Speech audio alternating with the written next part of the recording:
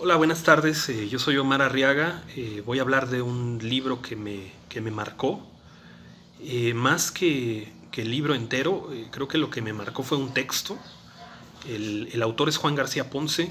El libro se llama La Noche, es de 1963. Es el primer libro de cuento que publicó el autor de Yucatán, pero que vivió en la Ciudad de México prácticamente toda su vida y formó parte de la generación de la Casa del Lago del Bosque de Chapultepec.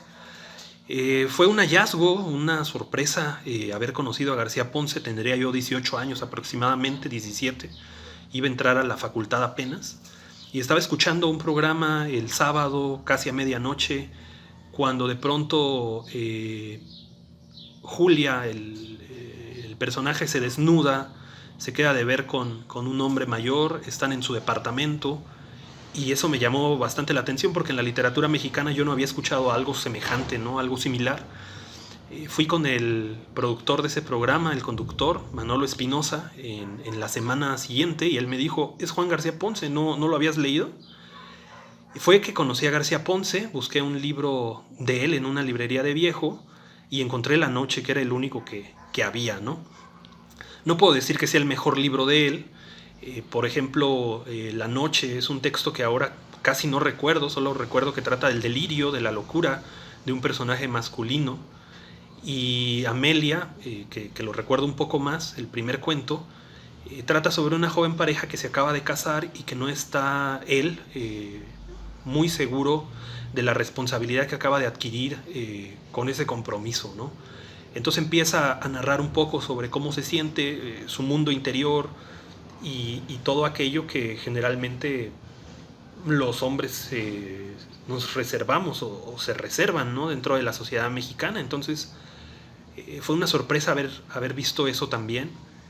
Pero el cuento que más me llamó la atención fue el de Tajimara, el de en su coche camino a Tajimara. Cecilia me dijo al fin el motivo de la fiesta, ¿no? Julia iba a casarse y Carlos había organizado una reunión para despedirse de la casa. La casa es la casa de Tajimara, un pueblo en el que Julia y Carlos, dos hermanos pintores, se dedican a crear obra, hacen fiestas.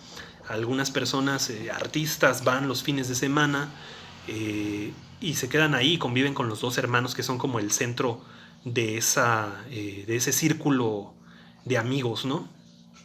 El personaje principal, que no recuerdo que tenga nombre, pero que a lo mejor se le podría llamar Juan, conoce a Cecilia cuando están ambos en el instituto, en la secundaria, y se enamora de ella, está enamorado de ella.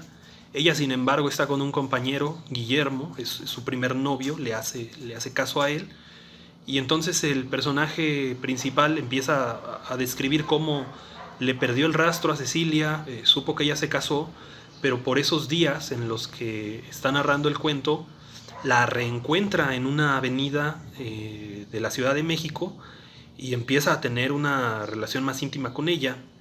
Sin embargo, él no sabe que forma parte de un triángulo amoroso que tiene que ver con el pasado precisamente, y a final de cuentas trata siempre de narrar la historia de Julia y Carlos, de los hermanos, que es una historia un poco secreta, pero al final de cuentas el narrador termina siempre por meter su historia, su propia historia de amor con Cecilia, su historia de desamor más que de amor.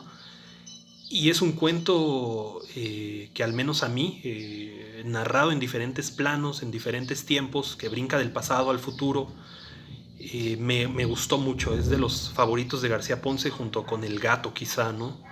Que es muy conocido también en su obra.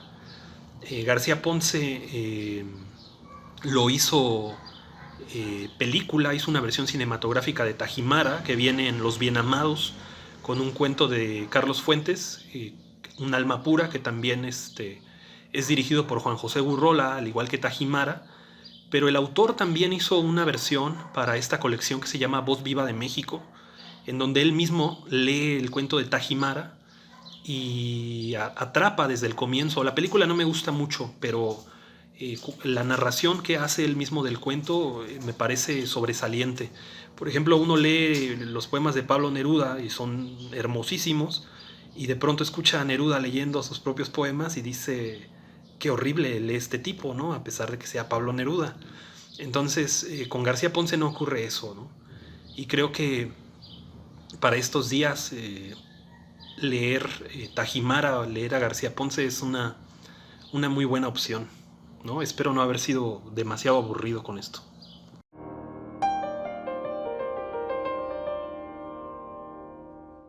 Gobierno de Michoacán. Michoacán se escucha.